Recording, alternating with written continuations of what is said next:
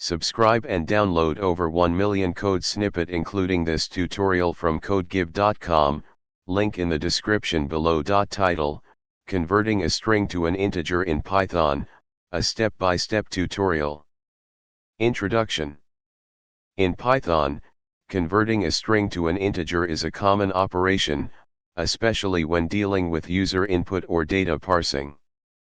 This tutorial will guide you through the process of converting a string to an integer in Python, with detailed explanations and code examples.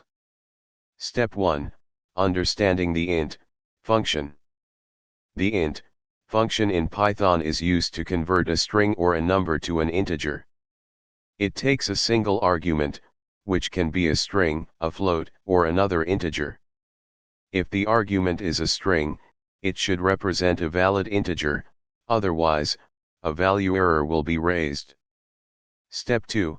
Handling invalid input. When using the int function to convert a string to an integer, it's crucial to ensure that the input string is a valid integer.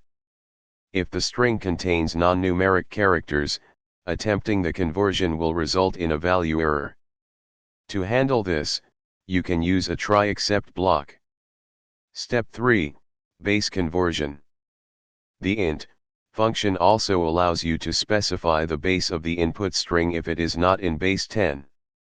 For example, if the string represents a binary number, you can specify base 2.